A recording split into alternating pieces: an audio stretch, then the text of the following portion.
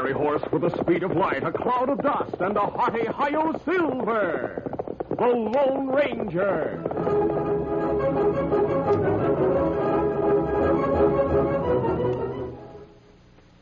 General Mills, makers of Cheerios, the ready-to-eat oat cereal that gives you go power, and Wheaties, the breakfast of champions, present by special recording, The Lone Ranger. And now, here's The Lone Ranger. You'll hear it said that someone was born to the saddle. That means he's a mighty good rider. But remember, like anyone else, he had to learn to ride. He probably took many spills doing it. He's good because he practiced, rode every time he had a chance. In anything, not just riding. The winners are the fellows who train. Champions are made, not born. I'll agree, Lone Ranger. But is there anything besides practice a person can do to help his training? Absolutely. Eat the right foods. I'd like to pass along something the old pioneers knew. Wheat is one of the best all-around foods you can find for staying power and energy. Today's champions agree with the pioneers about wheat, Lone Ranger. Champions choose Wheaties. There's a whole kernel of wheat in every Wheaties flake. Champions are made, not born. Get on your way with Wheaties, breakfast of champions.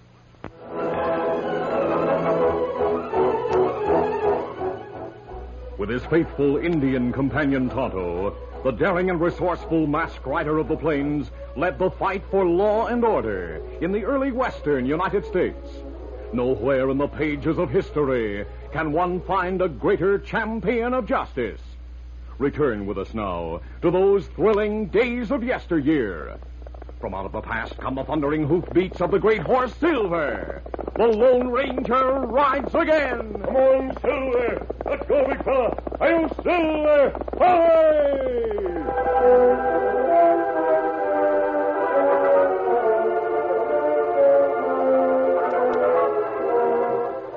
The Lone Ranger sat beside the fire in his woodland camp, cleaning his ivory-handled guns, while he waited for Tonto to return from the nearby town of Ledgeville. It was about 9 o'clock in the evening when the Indian arrived. Oh, Scott, oh, fella. Easy, Scott. Easy, Tonto. Well, Tonto, did you see our friend, Sheriff Logan? Kimasabi. Sheriff Logan dead. Dead? Ah. I'm sorry to hear that. Did a gunman finally outshoot him? No. Him have fever. Die last week. Who took his place? A new sheriff named Len Thomas. Me see him in town. Did you tell him we've trailed 2 outlaws as far as the old abandoned mining area? Me not know him, so me not speak.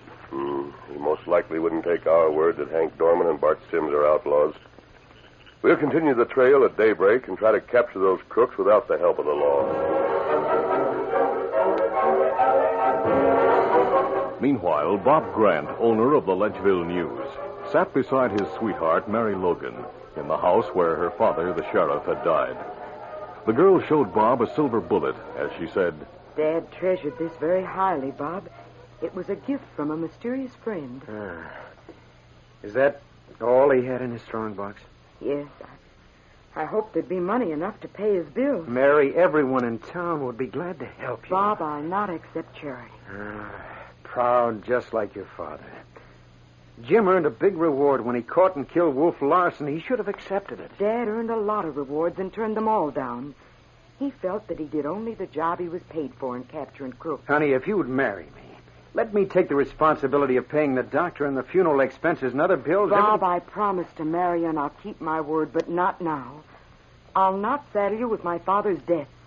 You've enough trouble keeping the paper going. But, Mary, honey, don't you We'll talk about a wedding date after the debts are paid. But how can you pay them without help? I'll find work of some kind. And I'll try to sell some of things in the house. Dad's 6-gun and rifle should bring a fair price. Where's the rifle your dad took away from Wolf Larson? There in the corner. I'll get it. I know a lot of men who'd like to own that shooting iron. Here it is. So this is the thunder rod. Thunder rod? That's what Wolf Larson called it. He boasted of how fast he could fire it. It certainly works smooth. It might be a good idea to auction it off. Whatever you think best. No, wait. I have a better idea. I know how the thunder rod can really bring in some cash. We'll hold a shooting contest. Shooting contest? Yes. We'll offer the Thunder Rod as the prize to the man getting the highest score. And we'll charge a stiff price for everyone who wants to compete. Bob, that sounds like a great idea. A lot of men would pay a good price just for the chance to fire this weapon. I'll write up the contest in my paper, and I'll get out handbills. We'll have men coming from miles away to see and shoot the Thunder Rod.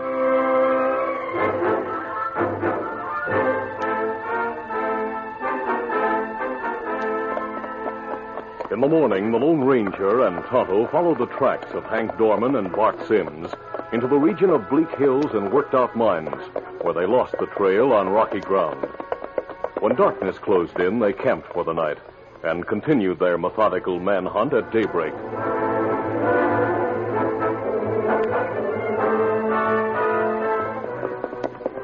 The outlaws, whose trail of robbery and murder had led the Lone Ranger and Tonto to the Ledgeville area, rode out of the mountains to the stage route, where they prepared to strike again. As they waited in a clump of willows beside the trail some miles from town, Bart Sims said, Hank, isn't Ledgeville where Wolf Larson wound up his career? Yeah, Bart. Somewhere in this vicinity. He was killed in a gunfight with a lawman. Wait, Hank. I hear the stage. I'm ready. Let's go. Rein in! It's a stick-up. Rein in or we'll blow you off the seat. Hold now. Easy there. Don't reach for a gun. Now hold your fire. I don't aim to resist. Where's your Wells Fargo box? If I had anything worse sealed, it'd be a shotgun guard. I'm not even armed. Of all the confounded luck. Cut the horses free. Right. Now listen, mister, there's no need to cut the leather. Don't tell us what to do. Is that a mail sack at your feet? Not exactly. Throw it down. Yeah, all right. Here it comes. And the leather's cut. Start the horse. No, please. Get off. Yep, there they go.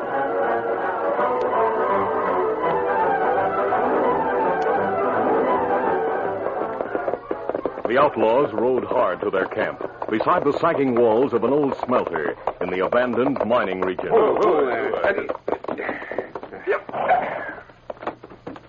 Hank tossed the canvas sack to the ground, and Bart ripped it from end to end with a knife. Hey, this isn't mail? Newspapers. You sure there's no mail? There's nothing but the Ledgeville News. This is the poorest haul I ever made. That goes for me, too. Newspapers. Wait, Hank.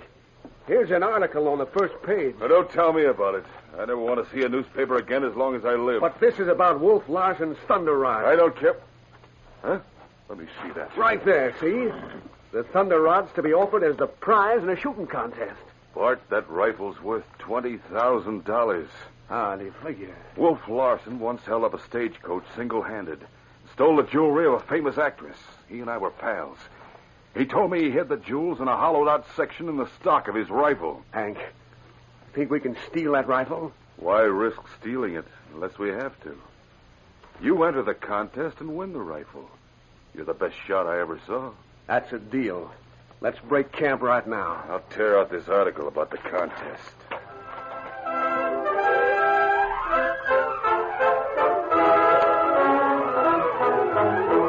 We'll continue our Lone Ranger adventure in just a moment. G-Man Jimmy is 8 years old. He is strong and he is bold. He can capture outlaws 'cause he knows he's got go power from Cheerios. Yes, he's got go power. There he goes. He's feeling his Cheerios. Cheerios. Cheerios.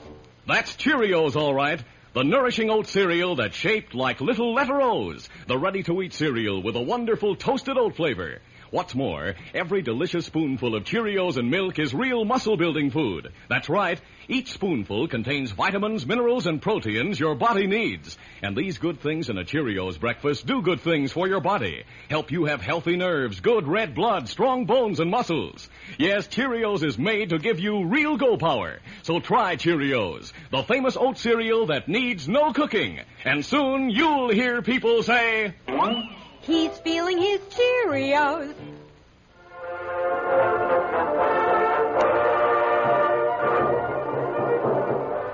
Now to continue. A few minutes later, the two crooks were on their way by a roundabout route to Ledgeville. Meanwhile, the Lone Ranger and Tonto continued their search through the old mining region. They covered several miles, going from one abandoned claim to another, and stopping at each to explore tunnels, shafts, and tumble-down buildings. It was late afternoon when they drew rein beside the old smelter, where they found a ripped sack, a pile of newspapers, and the remains of a campfire.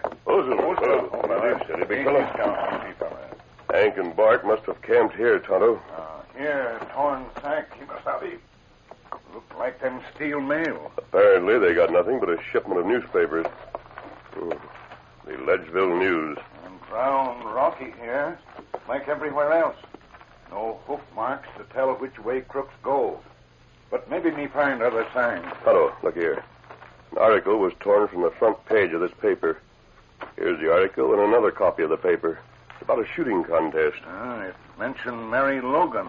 Tonto, I hear horses. Them in woods downhill. Come this way. We'll get out of sight in this old building until we see who's coming. Bring Scout.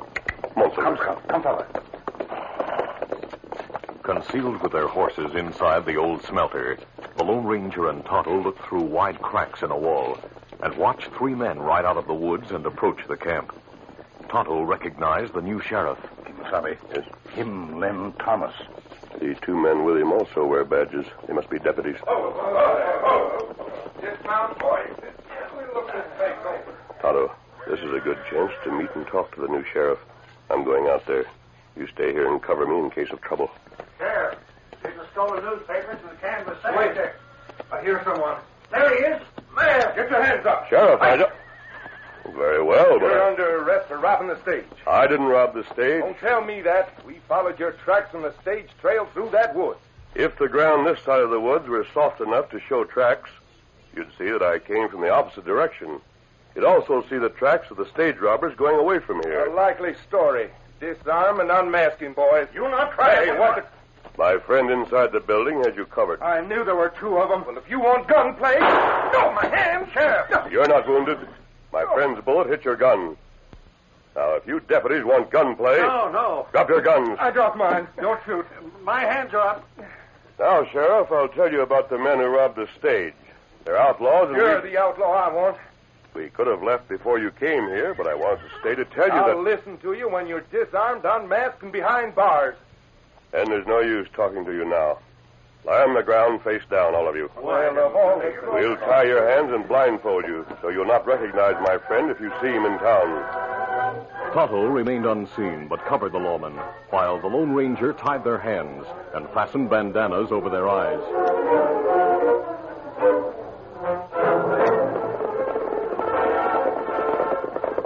After leaving the lawmen, the Lone Ranger and Tonto rode several miles to their original camp in the woods near town. As they drew rein and dismounted, Tonto said, Kimasabi, Yes? what you think of new sheriff? He may be honest, Tonto, but we certainly can't count on him for help. Jim Logan would have taken our word that Bart and Hank are fugitives from justice. He'd have arrested and held them. But for Sheriff Thomas, we'll have to have proof. We got no proof, Kimasabi. Yes, I know it. I'll send a letter to the federal marshal. If he knows where to find the crooks, he'll come and get them. We not find them yet. I'm sure they'll be in town for the shooting contest. Bart's a crack shot. He wouldn't miss a chance to win Wolf Larson's rifle. Me look for them in town? Yes. Find Bart and Hank and keep an eye on them. I'll go to town after dark. You'll hear from me. Me start now? Oh, wait. Wait until I write a letter to the marshal. I want you to mail it.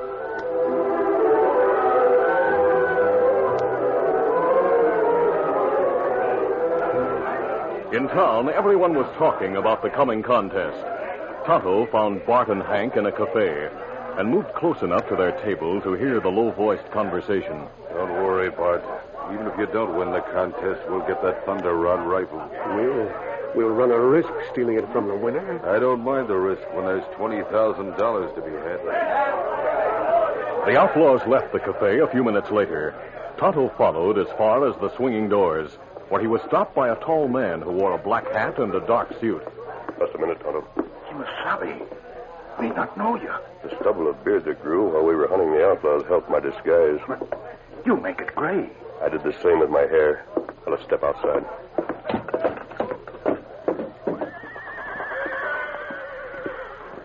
After dark, I went to the Logan house. Mary still had the silver bullet and was very helpful when she learned I had given it to her father. She loaned me some of her father's clothes. And where's Silver? In the shed behind the Logan house. My own clothes are there, too. Kimasabi. Yes. Me find Bart and Hank. Yes, I saw you sitting near them. And me hear 'em talk. Then say Thunder Rod worth $20,000. 20,000? And them want it plenty bad. Then steal it if Bart not win contest. There must be something about that rifle that's not generally known. Why you think it worth that much? I don't know. But if those men want it badly enough to steal it, Tonto, I've been wondering how to hold those crooks in town until the marshal arrives. The problem would be solved if they were jailed for stealing the Thunder Rod. Then steal it if Bart not win. To win, you'll have to beat me. I'm going to enter the contest.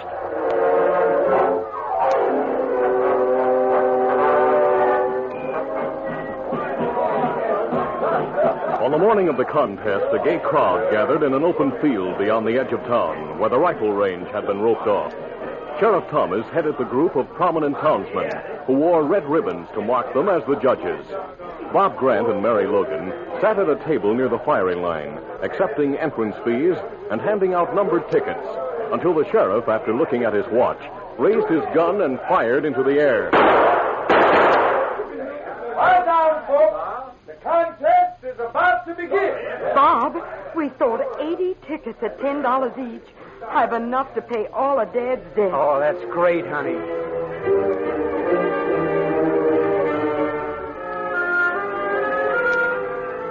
It was mid-afternoon before each man had his turn. Then it was found that 5 men had perfect scores. With the target moved back, the 5 leaders fired a second string of bullets.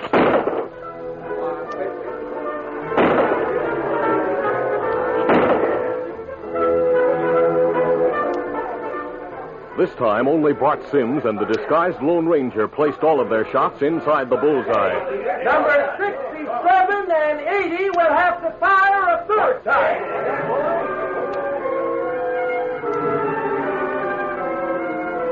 At an even greater distance, Bart missed the bullseye once. All 5 of the Lone Ranger's shots were perfect. Number 80 is the winner. Hank, that stranger's the best marksman I ever saw. I didn't think there was a man alive who could beat you, Bart. Now, look at him admiring that rifle. We'll get that shooting iron tonight, Bart. Let's go over there and find out where the stranger is going to sleep. Congratulations, mister. I never saw such marksmanship. Thank you, Sheriff. Anytime you want a job as a deputy, you just let me know. Thanks. I don't want a job, but I'd like to ask a favor. Something I can do for you? Yes, sir. I'd appreciate it if you'd take charge of this rifle until I'm ready to leave town. Why, glad to. Yes, sirree. I'd hate to leave it in my hotel room. Might be stolen. I'll keep it right by my side, mister, and I'll guarantee no one will steal it. Whenever you want it, just come and claim it. You know where I live. First house next to the jail. You hear that, Bart? The sheriff's going to have the Thunder Rod. We'll call on him tonight.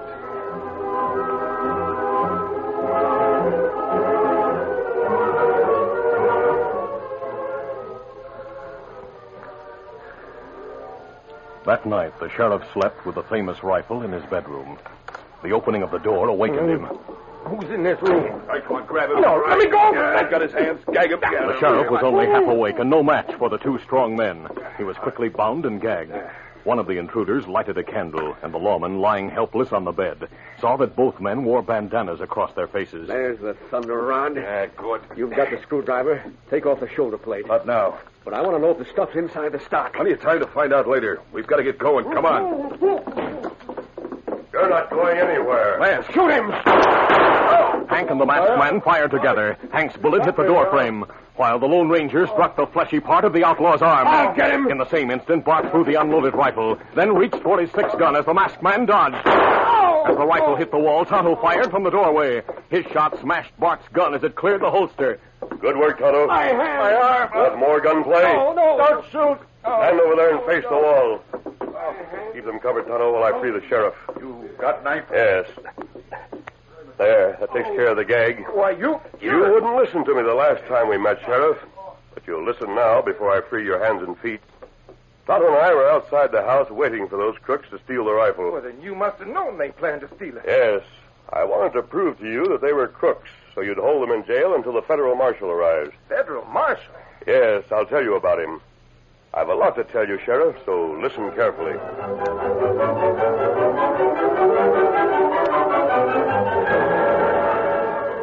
It was later the same night when the sheriff entered the office of the Ledgeville News, where Bob Grant, assisted by Mary Logan, was working on the next day's paper. The sheriff? Well, this is a surprise. Bob, I've a big story for you. It's about two crooks who tried to steal the thunder rod and the masked man who helped me catch them. Where are the crooks? In jail. But that's only the start of the story.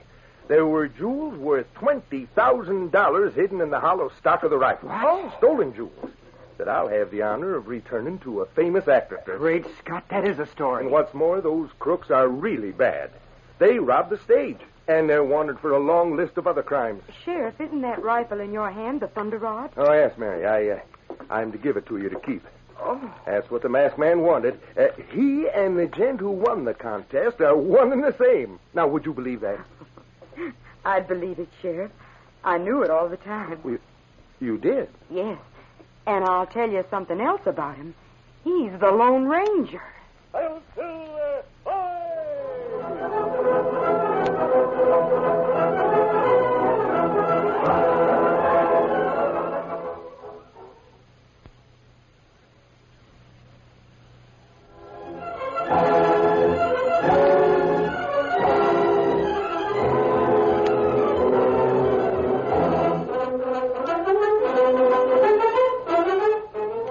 The Lone Ranger, a copyrighted feature of the Lone Ranger Incorporated, is produced by Trendle Campbell Muir Incorporated. The part of the Lone Ranger is played by Brace Beamer. Your announcer, Fred Foy. Listen to The Lone Ranger, brought to you by special recording Mondays through Fridays at this same time.